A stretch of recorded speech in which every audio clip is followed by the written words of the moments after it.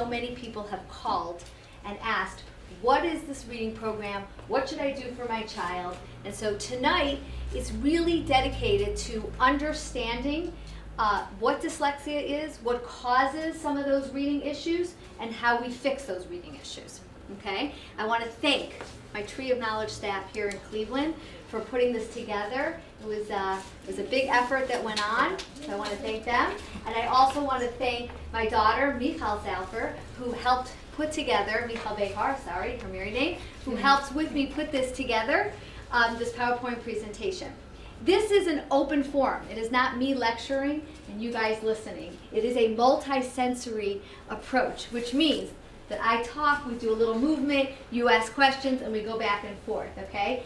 And I tend to speak a little bit too quickly, so if there's anything that I say that you don't understand, raise your hand, ask a question. I want you to feel comfortable so that we can all understand this.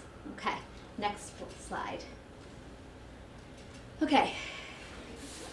Oh, that's dyslexic. Yeah, there you go. There you go. Let's go on to the next slide. Okay, so the other slide that she just skipped, real quickly, it's okay, she doesn't have to go back, it's just a word from our sponsor. What is Tree of Knowledge? What do we do? By the way, in Lakewood, New Jersey, and in Cleveland, Ohio, it is called Tree of Knowledge. We flipped it for those of us that are dyslexic, and in Florida, we call it the Learning Tree. And the reason we call it the Learning Tree down south is because for many years, as I lived in Cleveland, people would call it the Learning Tree. So I decided to just go with it and make it easier. But no matter where you are, we offer the same services.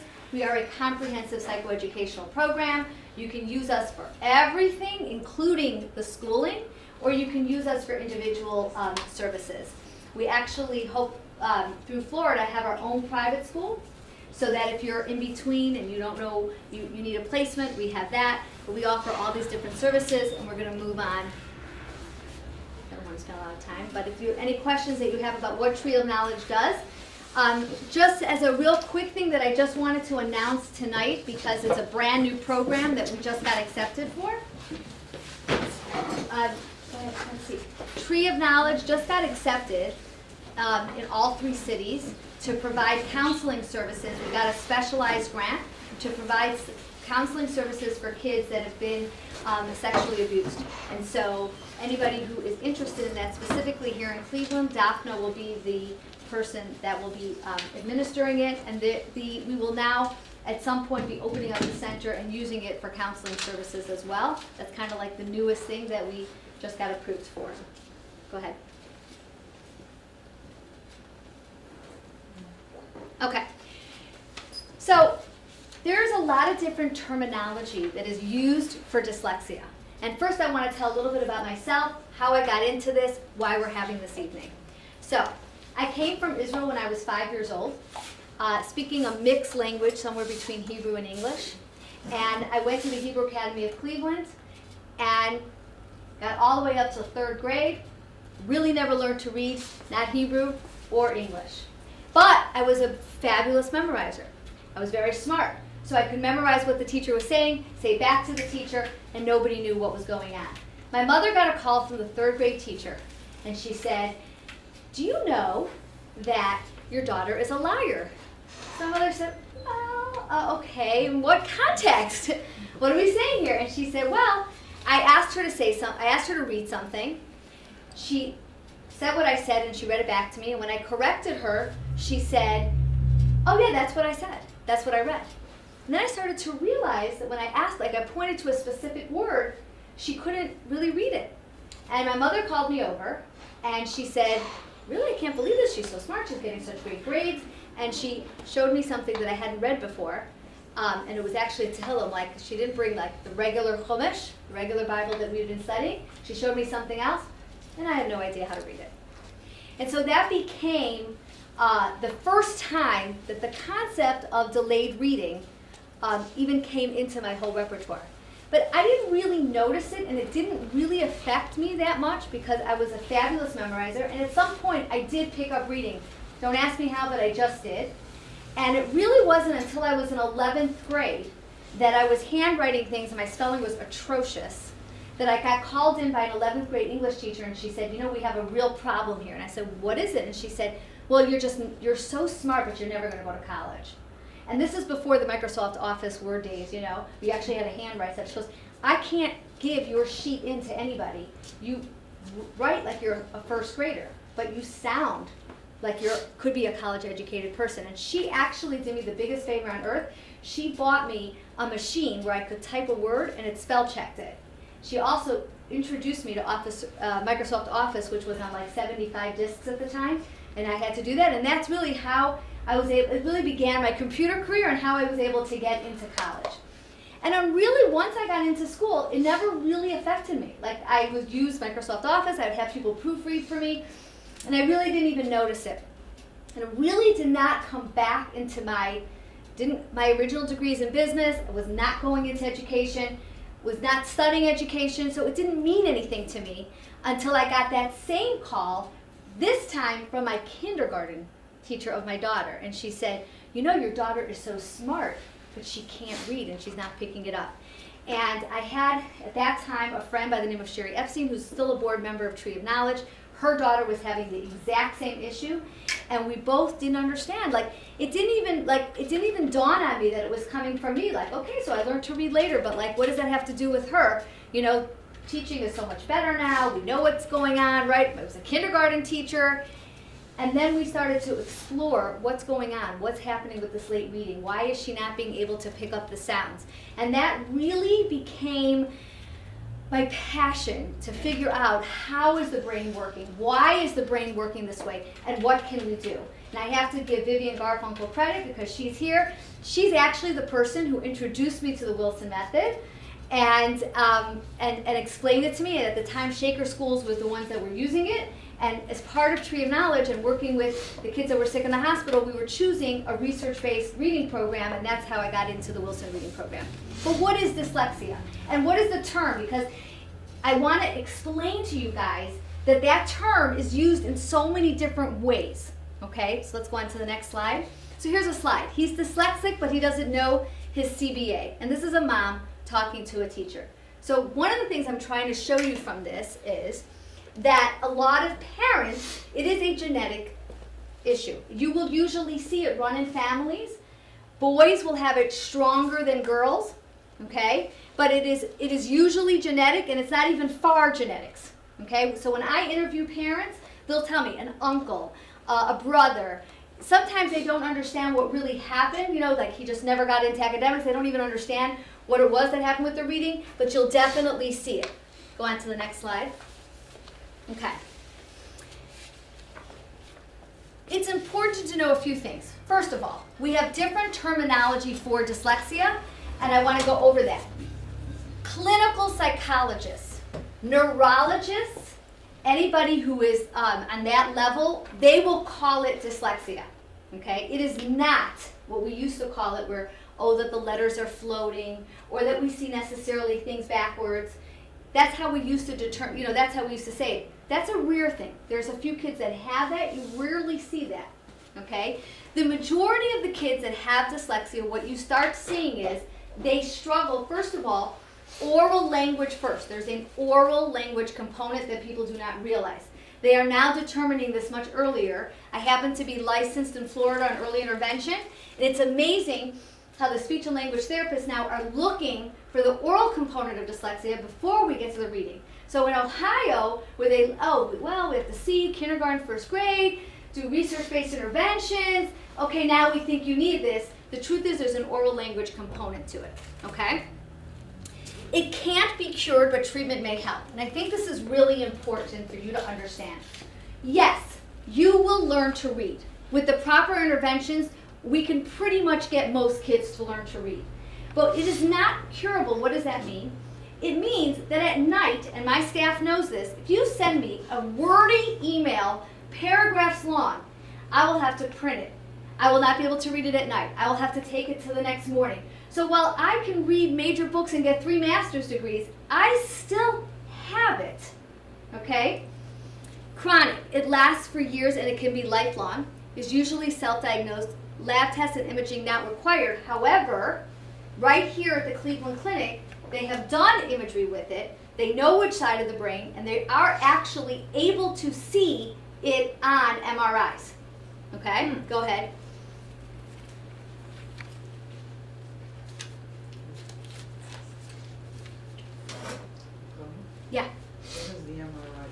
The MRI shows that on the left side of the brain, okay, there is like a little bit of a disconnect. And they can actually label it because the left's reading, and we'll talk about this in a few minutes, but I'm glad you asked the question. Reading actually requires the left and the right brain to be working together. Do you know what other activity besides reading requires left and right at the same time? What? Writing. Okay, but that reading and writing we're talking about the same. We Oh. dancing. Oh. Okay, which is why a lot of times with these kids you will see a motor component to it. Okay, so actually when you're dancing, you're using both the left and the right at the same time because you're thinking about the motions and you're moving your body. Okay, what we see with dyslexic kids is that the right side of their brain is completely fine. The left side of the brain that has to do with numbers, whatever, they can see it is, and I hate to use this word and I don't want to freak you out, but there's a little bit of, it is a brain damage. It is something that genetically, for whatever reason, and during the formation of the brain, they can actually see that is just not working. We'll talk about what the brain does to overcome that, because the brain is an amazing part of the human, of our bodies, and it is able to overcome certain things that aren't working. And we'll see later on where sometimes it does that. But yes, they can actually see it. The word dyslexia comes from Greek. It has to do with words, difficulty using and processing linguistic symbolic codes. Now, how do we see it on an IQ test?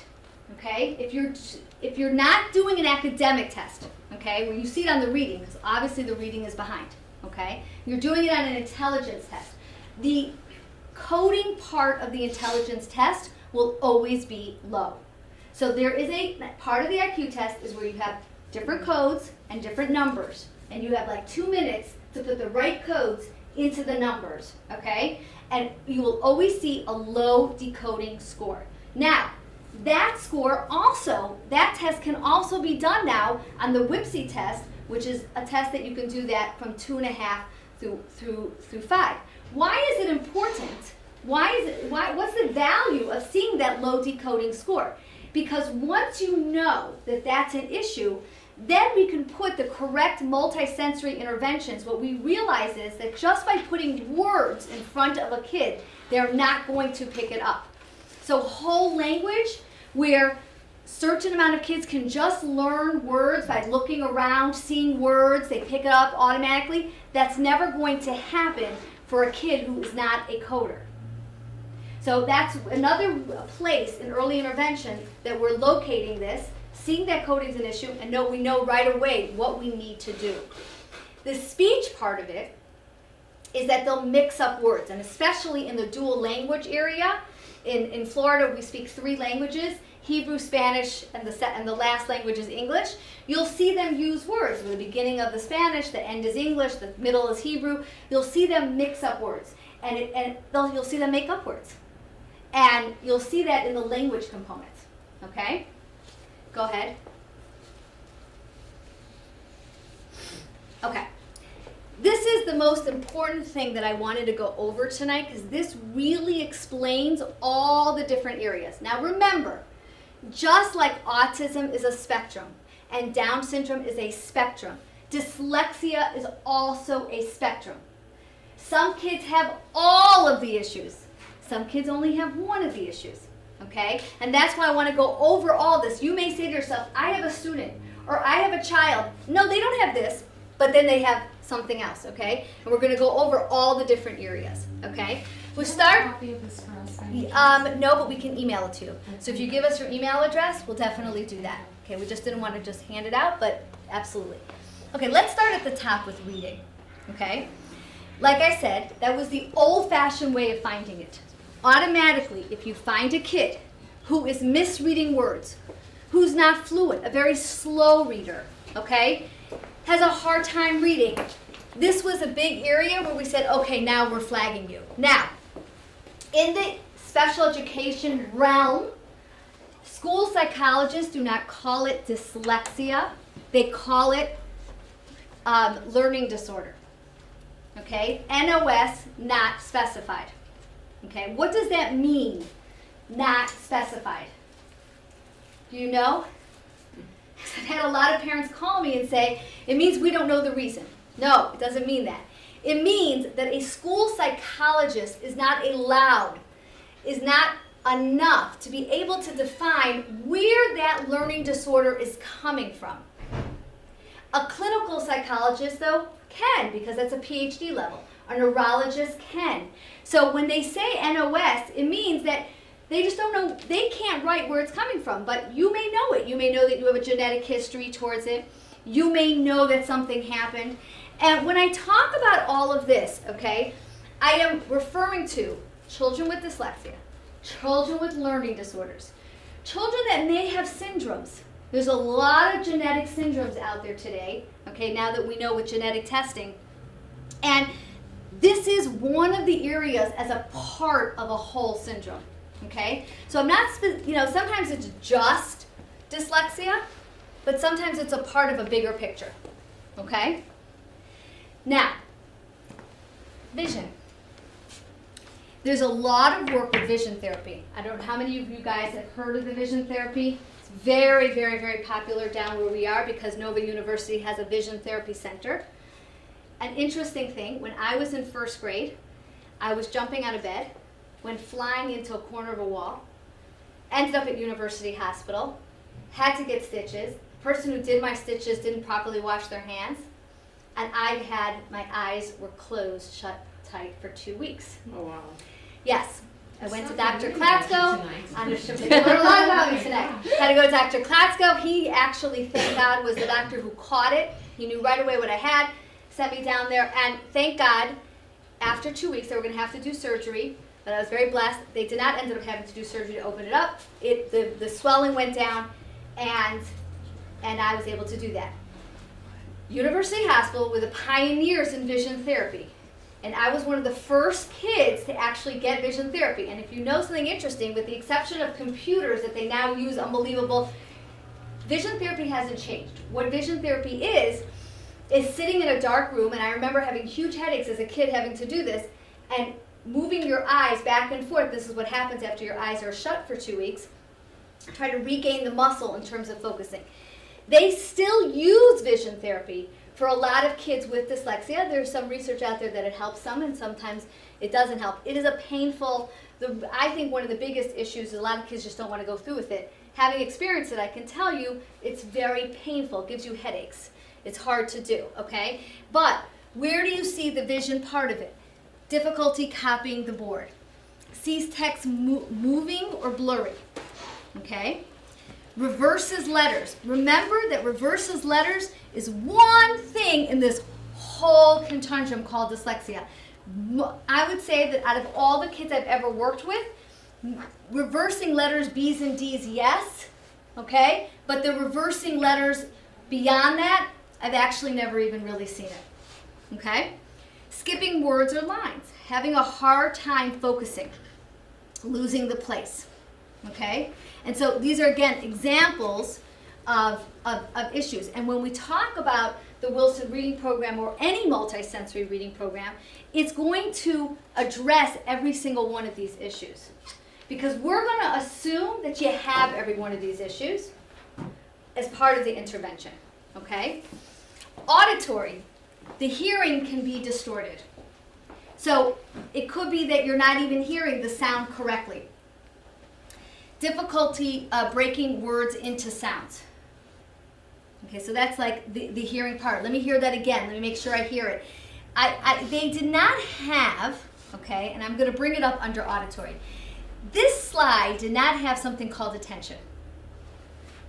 But I'm putting it here under auditory, okay, because there is an attentional component. It's hard to see. Is it that they can't hear the sound, or that they can't pay attention long enough to decipher the sound? So I always tell parents, get a hearing test, but most of the time it comes back that the hearing is fine. It's more of an attentional issue, that they just can't focus on hearing the sound long enough to differentiate it. Okay? Neuro. Slow processing speed, word finding problems, poor organizational skills. You'll see in the Wilson program, one of the biggest components of it is helping a child organize themselves. In order to help a child organize yourselves as a teacher, you have to be super organized to run the Wilson Reading Program, both in a classroom and even when you're doing it individual. So as a part of it, you're working on that organization. Now, memory is an interesting one because if you're dealing with a child with a high IQ, a poor decoder, but they will usually have a high memory. Okay? So memorizing, difficulty remembering sequence, poor working memory, that's when a lot of things are happening at the same time. But if you give them a sentence to memorize, they'll memorize it back for you. Okay? And it's different if you are dealing with a kid who doesn't have a strong memory. Now I'll tell you the good and the bad.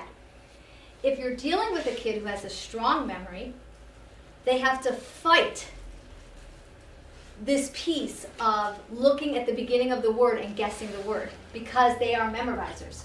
You actually have to break the memory habit. If they are not good memory people, it's easier actually to teach it. Now, eventually, those that have strong memories will reach a higher reading level. Because once they learn the rules, you don't have to go over it so many times. Once they get the rules, they'll be able to do it. Once they get the words, they will memorize a lot of it. So they'll get to a higher reading level. But as you're teaching it, you're going to have to constantly be dealing with that because that's their natural thing, to go to memory and not to actually sound out the word. Those kids that have high memory, the reading part goes quicker, the spelling part takes longer. Now, what's the problem with memorizing words? It is an effective way to teach. There are programs out there that just do memory. You look at and we still have to teach some words by memory. There are sight words we have to teach them by memory. So why are we so that memory sometimes is not a good thing? Because what happens is with a kid that has a reading disorder or dyslexia, okay, they're only relying on their memory. And they become like a computer that's running out of RAM. And that's what slows them down. That's what makes their poor spelling, because it's not effective for them to really be memorizing every single word. Okay? Writing and spelling, you'll see the poor spelling, the poor punctuation, the difficulty structuring text. Like I said, the spelling piece can be one of the only things you end up doing if the kid is already a reader. Go ahead. Any questions on that? Yeah. Yeah, go ahead. When you have reversal of letters in the division, Yes. you're talking of reversing a B and a D. That's individual letters. Yeah, no, but it could be more intense than that. Okay, so the child that's Yeah. telling me saw instead of was on a regular basis Yeah. is reversing. Is reversing the letters, exactly. Yeah. That's what I said, the B's and the D's are the kind of the small part of it. They could also be seeing floating letters, which again, I have never met the kid that sees that, but when they talk about Tom Cruise, when all the actors come out about dyslexia, you'll always hear them talk about, we saw floating letters, we saw floating numbers, that kind of stuff. Like I said, I've never seen that. I see more of what you're talking about. I've seen the B's and the D's, the P's, those letters that are similar, but also doing that exact thing, reversal of the beginnings and ends. Absolutely. That's part of the memorizing. The memorizing, because they just want to get the word, they'll go straight into what they think